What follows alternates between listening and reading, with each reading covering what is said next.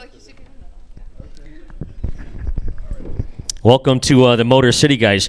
Darcy, you said you've been here before, right? Or in Detroit, kind of, sort of? Oh, in Detroit. Yeah. You got a microphone over there? Well, let me sit. Joe Bob, have you been here before? Yeah, when I was back in the thousands of years ago, when I was a newspaper reporter, I came here because a fellow journalist of mine who worked in Detroit. I was telling him about the things that happened in Devil's Night in Texas, and he says, "Oh, that's nothing." And he said, "No, we burn down Detroit once a year." and I came to do an article on it, on the Devil's Night activities of Detroit. So that was years and years and years ago. There's nothing left to burn down. So. Well, we've done pretty well down there. It's funny you mentioned. I was just telling these guys that I celebrated 30 years at RIF last Saturday, which would be November 1st. But I remember I was riding my truck into work, and I had a CB radio for whatever reason, and there was truckers going, "I thought this whole city would be burning down." They were kind of mad that it wasn't, on that Devil's Night. But Darcy, go ahead, tell us your Detroit stories. You've been here a bunch of times, huh? I don't feel I really have stories, though. I've been here. Mostly like wrestling and stuff like that. Yeah, she comes here to see wrestling. And by the way, Chris Jericho did want me to ask you about your scene that was cut out of Halloween Ends. That's his question? That was his question. I know. I thought, okay, you could have done better, but whatever. What do you want to know about it? What was it? I don't know. Okay. Yeah, I guess you don't know anything, huh? So it was actually supposed to be both of us in it, and they just kept making cuts and cuts. I was supposed to be like. We were supposed to have this interaction where he was parodying himself and all the people that complain about him. And so, like, he was going to be calling in, like, "You need to take that disc jockey off the air." And I'm like, "Okay, sir," and shit like that. But it just kept getting cut and cut and cut and running over. So it eventually became where I had one line. But they filmed for so long, like, a really intense death scene that didn't go anywhere. But, like, I was, like, crowbarred to the wall. And like blood everywhere, and I had this amazing like dance scene with Michael Myers that David Gordon Green choreographed by doing like ballet, and all three of us are doing ballet at the same time. I'm like, this is amazing. No one ever saw that. How did that get cut? I mean, come on. Right? At least put that on like the extras. What the hell? But yeah. Was it Michael Myers or was it Michael Myers? It was not. Copycat. I didn't want to spoil it. It was not actually Michael, but it was like, but he was in his costume, and it was actually the stunt guy who played Michael, so it kind of was, And but we were just laughing. And you were telling me about a scene that was cut out of yours. What was the line that he said he had? My scene? Yeah. That was in Texas Chainsaw Massacre movie, 2, yeah. Where I was just on the set of Texas Chainsaw Massacre 2 to do an article for Rolling Stone magazine because Dennis Hopper had just come out of rehab. Nobody had seen him for 3 years. He came out of rehab, and Rolling Stone said, "Go down. Here's his first job since he came out of rehab." And actually, to his credit, I think he stayed straight the rest of his life. But in that, so I went down to do this Dennis Hopper profile, and when I got there, Toby Hooper said, "Are you that guy that writes about Chainsaw all the time?" And I said, "Yeah." And he says, "Go over here with Kit Carson, the screenwriter, and write a scene for yourself." And or get Kit to write you a scene, and so they wrote these two scenes to put in the movie. And when I'm coming out of the movie theater and I'm being an asshole and I'm talking about how much I know about movies and everything, and what? And Jason and Jason Leatherface appears. Leatherface Get appears off the stage. Leatherface appears with the chainsaw, and I say, "Well, nail my dick to a tree," and he kills. Can you believe that got cut? Like, and he kills me. So the movie came out, and I get this call from about 2 weeks before it comes out. I get this call from Toby Hooper, and he says, "Joe, I'm so sorry, but Canon Films, kept wanting me to make the movie shorter, and and I lost the battle, and your scenes got cut." And I said, gosh, Toby, I can't imagine they were so integral to the movie. The scenes made so much sense, because they were just stuck in there for no reason. And so I wasn't surprised that the scenes were cut. They were actually restored in one of the DVDs, or they were DVD extras or something on one of the releases. Yeah, that reminds me. I think Michael Barrymore was here a couple of weeks ago, and I told him, I said, he was in Lords of Salem or something. He said, some scene got cut which explained the whole movie. And I'm like, yeah, because that movie didn't make any sense. And I'm a huge Rob Zombie fan. Are you guys Rob Zombie movie fans?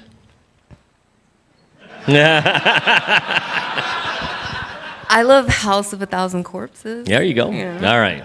Devil's Rejects is good too. Like some, Yeah. not all. Yeah, you were talking about when they killed you at the thing, and just for whatever reason, it just flashed into my head. The Foo Fighters Studio 666. Have you guys seen that movie? I haven't seen it, no. Yeah. What do you guys think of Studio 666? I mean, who saw it? First of all, I mean, yeah, there were some brutal death scenes I've in heard there. good things. Yeah, there was a really brutal death scene with Whitney Cummings and to the song "The Lumberjack" by Jackal. Oh, that's amazing. Yeah. So speaking of Texas Chainsaw Massacre 2, we got Bill Moseley is coming along with Caroline Williams. Going to be here, so maybe you guys saw that. That's going to be coming up as well right here in Howell. So tell us about this thing with Guar and whatnot. I saw those guys a couple of years ago, and it was funny because they offered to kill me on stage, which I thought was fantastic. I didn't take them up on it, but you guys just did a thing with Guar. Yeah, they did. They did kill me on the stage. Our Splatterween show for our Halloween special, we had Guar come to the set and told them they could slime everything, they could trash everything. They actually brought this. They have a virtual tanker truck full of blood and goo and slime and stuff that they use in their show. They have these giant silver canisters. It's just all the stuff that they spray on the audience during their shows. And I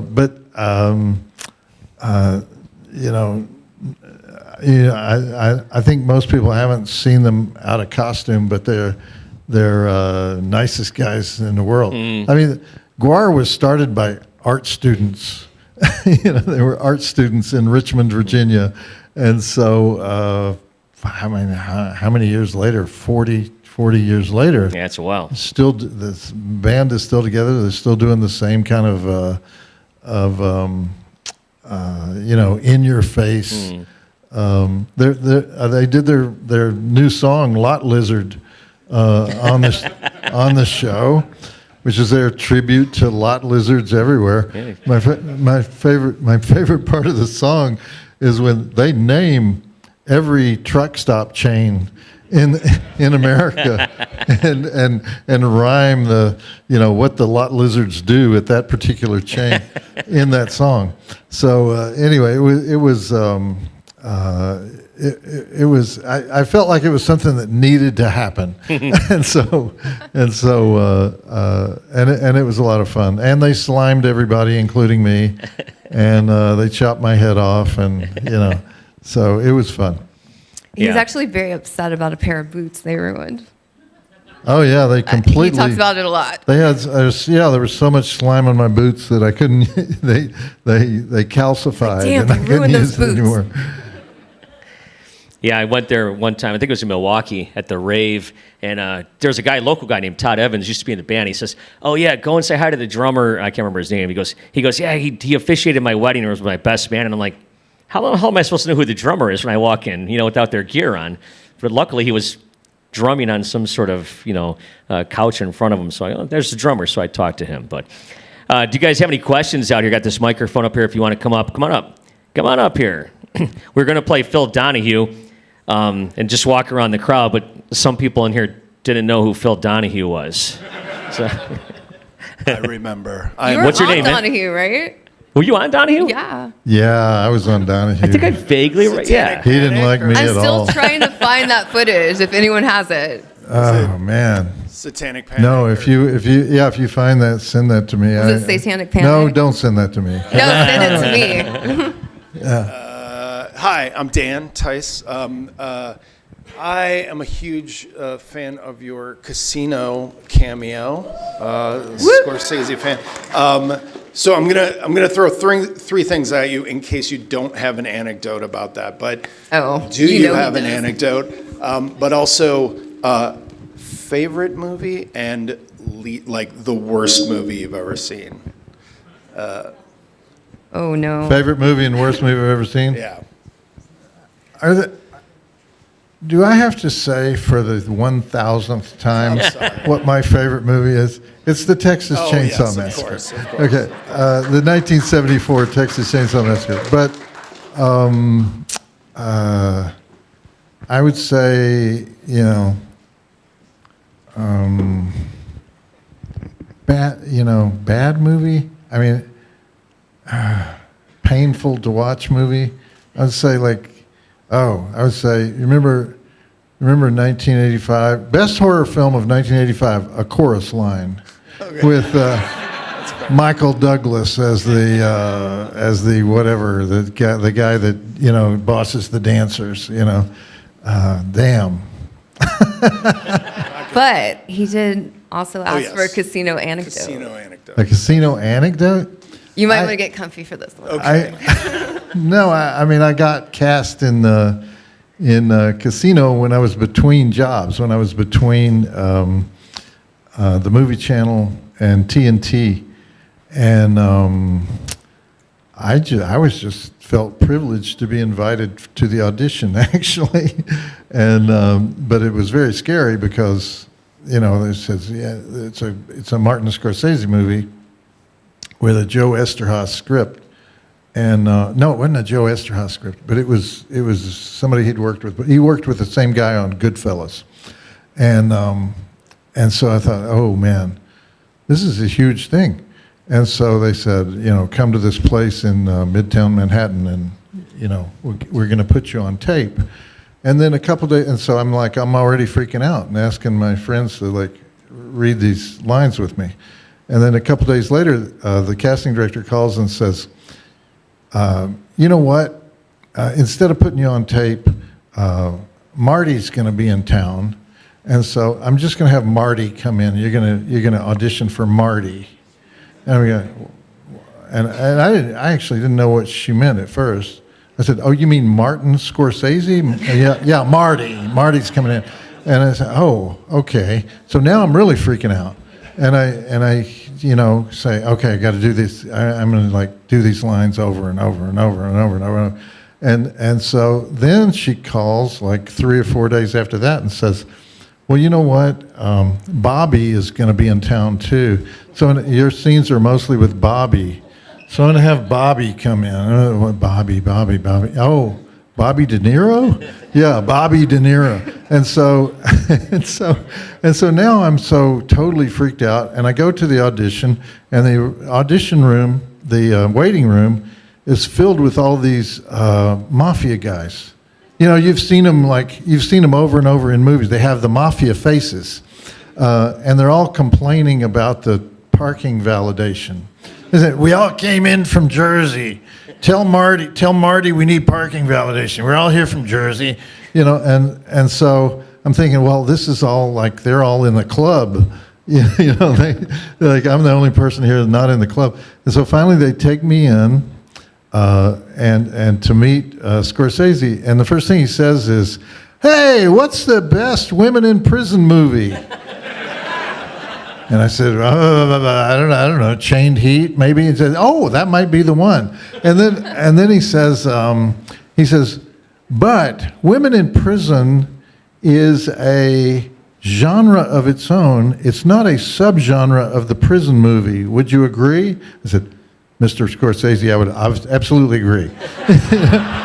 And so apparently he was he not only knows everything about Russian movies and Yugoslavian movies and everything, he knows everything about, exploitation movies. And of course he started out working with Roger Corman and other, low budget filmmakers. And so he says, well, we have to wait on Bobby to get here. So I asked him, I asked, so we talked movies for a little bit. That relaxed me a little bit, but I was still waiting on De Niro to show up and thinking, I'm going to fall apart when De Niro gets here. So De Niro walks in, was very cordial, and has a script, and he says, "So what is this scene? What is this scene, Marty? What is this scene?" And he puts the script on a chair, and he gets his glasses out, and he's going to stare like this at the script. And I said, "Oh God, I don't have to look into his eyes. Okay, we're good. We're good. He's just going to read those lines, and I'm going to do this." And so I did the scene, and then Scorsese said, "Okay, well that's fine, good." And I said, I have 3 other ways I can do it. And he said, "Oh well, okay, if you want to." And so I did it 3 other ways. And he says, I like the first way." And then Scorsese says, "I like the first way." And so then I left, and I thought, well, okay, there's a life experience. That was fun. And a couple hours later, they call saying, "Okay, you got the part. Come to Las Vegas. Are you available? Are you available? Are you available to be in Las Vegas on whatever?" And so that was the start of that adventure, and that was so. There's my anecdote. There's my I told you to be comfy. casino anecdote. You did good. And they were the nicest people in the world, including De Niro. They were very nice. Good job. Okay. And you say a chorus line. I sat in the movie theater for an hour and a half and watched Skinamarink. Did anybody else suffer through that movie? Oh, my God. I'm sorry. Go ahead. What's your name, man? Where are you from? Hey, I'm Kyle. I'm from Grand Rapids, Michigan, and I have not gotten a chance to see Redneck Save Hollywood, one of your shows, because I just haven't been able to. And I was curious, are there any non-American redneck movies? And is Wake and that's a good Fright one of question. them? Non-American redneck movies?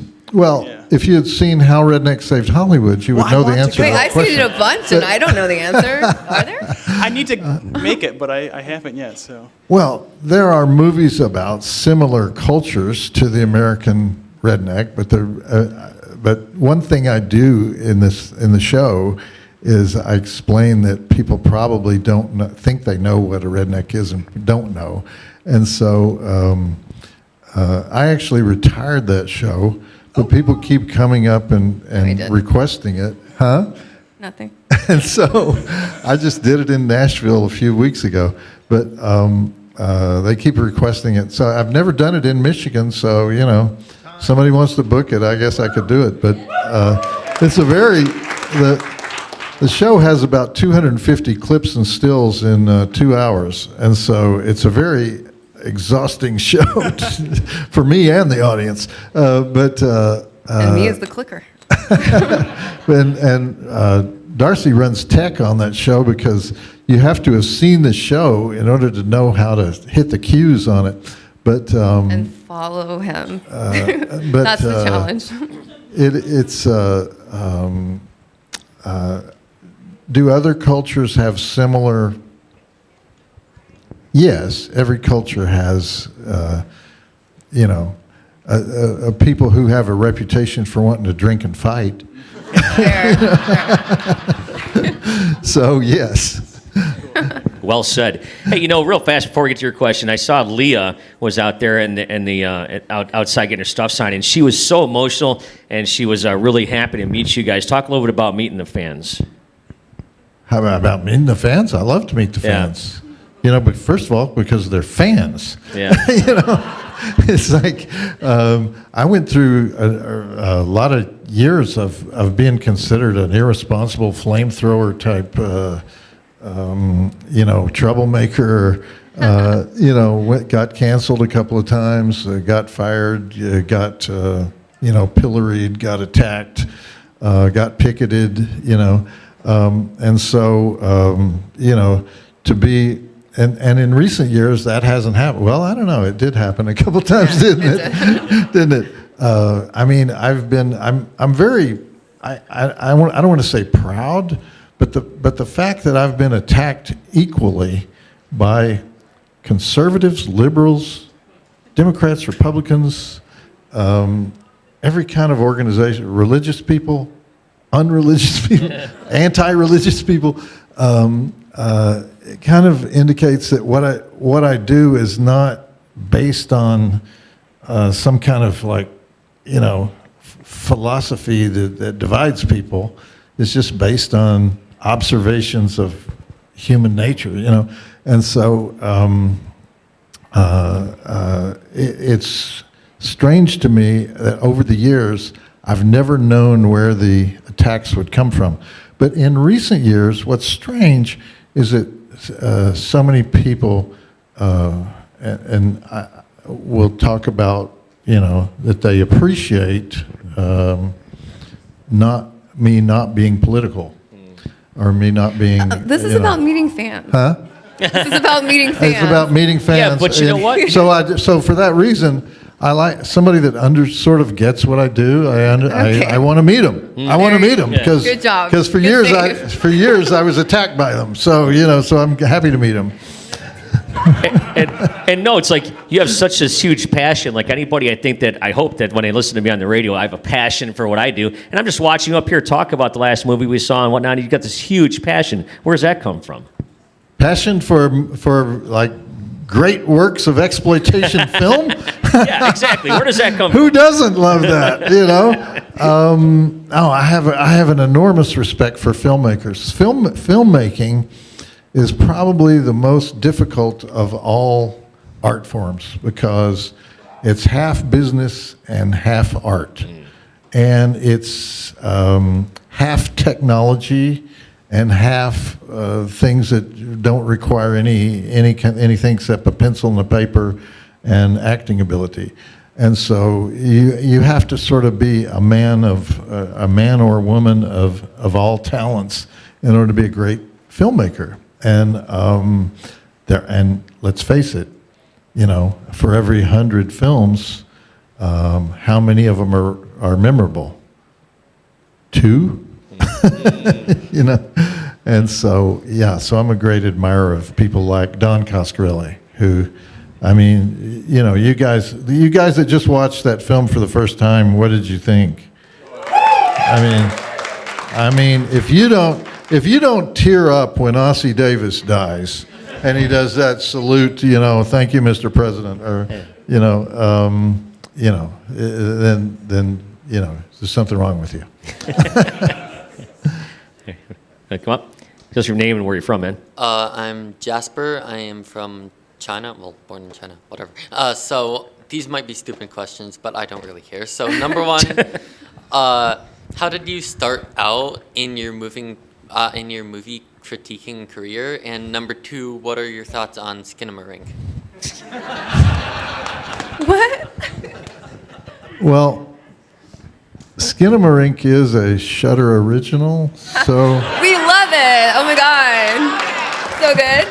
yeah. So, Everyone yeah, should check it out. So good. How did I start out? I was a reporter. Well, I was a sports writer from the age of about 13 years old. I was what they call a apprentice copy boy. All it is like cheap child labor. Newspapers would hire kids to. Your only job was to meet a quota every day of writing. I would write 10 articles a day, 15 articles a day.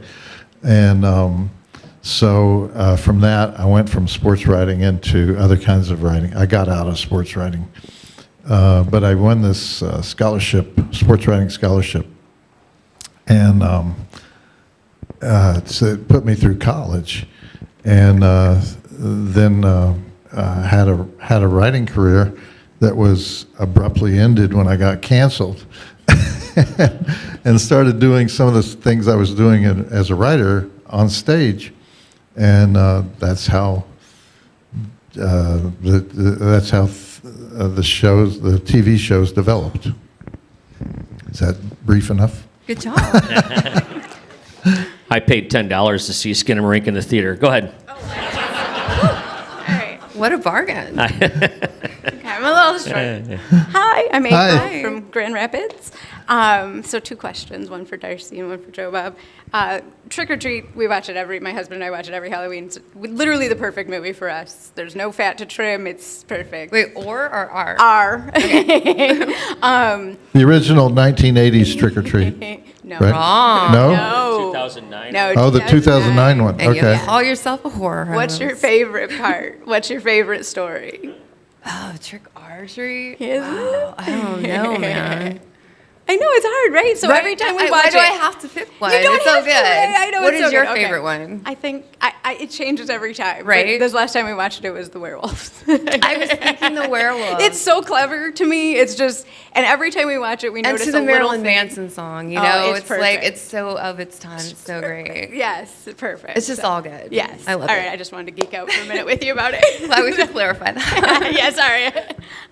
And then for Joe Bob, so nursing home horror is a genre I guess I didn't know existed, but we also just watched Jenny Penn recently, and I love Bubba Hotep. I don't know, I love it.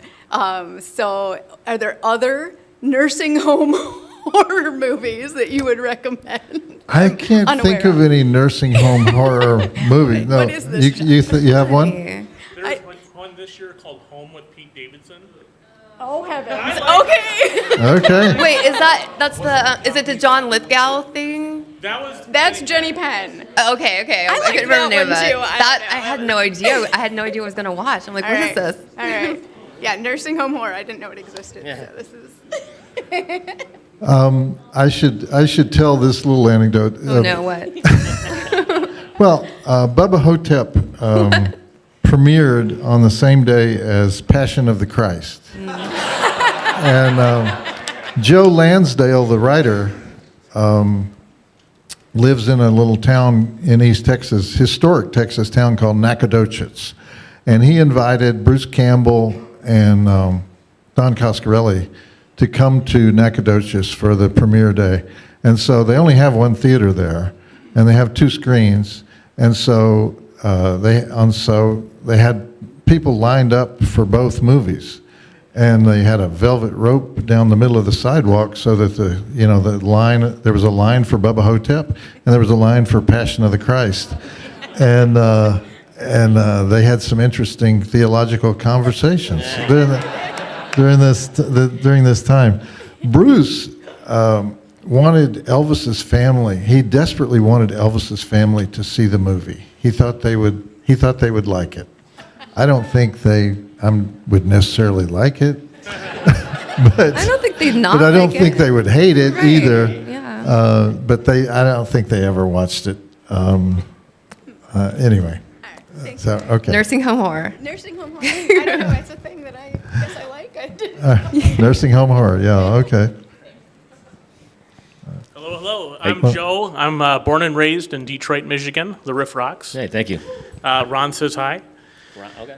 And my question, being that we are the hard rock city, is the theme of the show is sort of rock and roll horror.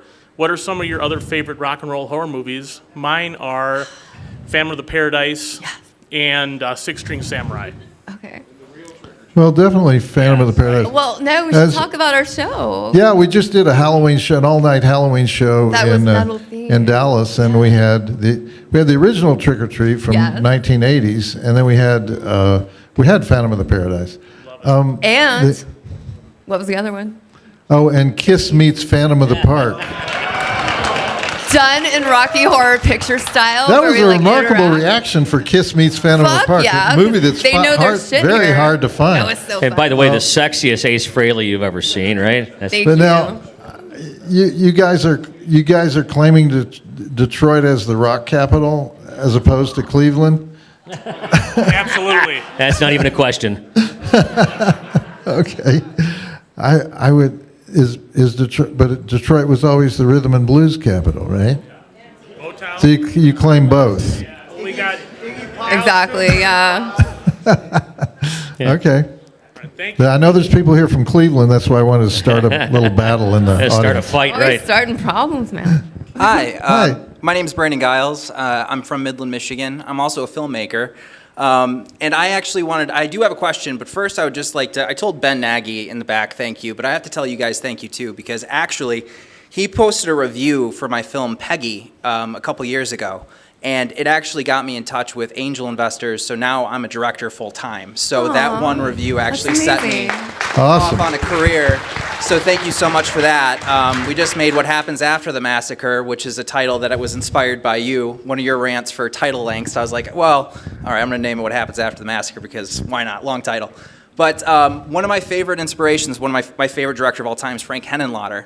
And I know that you were close with him and we're neighbors or are neighbors. And I just wanted to ask how Frank's doing and if you have any stories lately about Frank. Well, Frank is doing great. He had some medical problems, but he's up and around now and walking around being obnoxious in Greenwich Village. And so we just saw Frank at a convention, and he walks with a cane. And he said, and I said, Frank, you got to do another movie. And he said, well, my best friend told me this great plot for a movie, and I said, hey, that's so great. I want to do that story. And the best friend said, Frank, you told me that story. And he said, that's why I can't direct anymore. So, thank you. all right. Hello. Hey. I'm Jerry. I'm from Grand Blanc. Excuse me. I'm a big fan of Child's Play and Chucky. I was wondering if we ever maybe could get that on the last drive-in, or maybe an episode, or maybe some Chucky episode. You know, those classics that would have been easy to get 20 years ago now are like, that they want millions of dollars for those. I'll take the direct They won't give video me releases. Pinocchio's Revenge, man. Like, if I can't get Pinocchio's Revenge, we're not getting Chucky. Yeah. So I'll take Pinocchio's Revenge. I would take it too. I've been begging for years. One other thing, I loved the Dark Match episode and the Darcy's pick. And Thank you. Sometimes it hits like 1 in the morning, and man, it's my favorite time in the world. So. Aw, thank you so much. Very good. All right, we'll do one final question and get to the next movie here. So, what do you got here? You have to ask them. Here, you can pull that microphone. Just take it off. Here. Here you go. Just take it off. There you go. Perfect. Okay, here. Get down here. You got to talk into it. You know how to speak. My name's Finley. I'm from Galesburg, Illinois. I go to school at Silas, and I wanted to ask, what is your favorite scary movie? Ooh, very good question. Although I feel like you have to say not Texas Chainsaw. Something, your second favorite scary movie. Ask me? Oh, yeah. You go first, though. You know, I watch so many scary movies that there are very few that can really scare me. But years ago, when I had never I had never experienced the motion of a Steadicam camera, and I went to see a movie called Wolfen. Has anyone seen Wolfen? About these wolves roaming through the Bronx, and there's something about that Steadicam camera just like got to me, and that was a scary movie to me. That was very scary. Oh no, that's not what she was asking. I was gonna say, Wolfen's your second favorite scary movie ever. No, what's your? She wants to know what your favorite scary movie is. But since you already said Texas Chainsaw, what would be your runner-up? Runner-up for scary movie? Second favorite scary movie. You mean for Just say being a Reanimator. great movie? It's Reanimator. It could be Hellraiser. Answered it a bunch. It could be Hellraiser. Fine. Okay. Hellraiser or Reanimator. Hellraiser or Reanimator, yeah. Mine is Scream. My favorite movie of any kind is Scream. So I appreciate your question. All right, there you go. Thank you. I'll tell you what, speaking of trick or treat, I was interviewing Rob Zombie one time for Lords of Salem, and it's about the guy plays the song and the spirits come out, and I said to Rob Zombie, so it's just like trick or treat. He goes, it's nothing like trick or treat.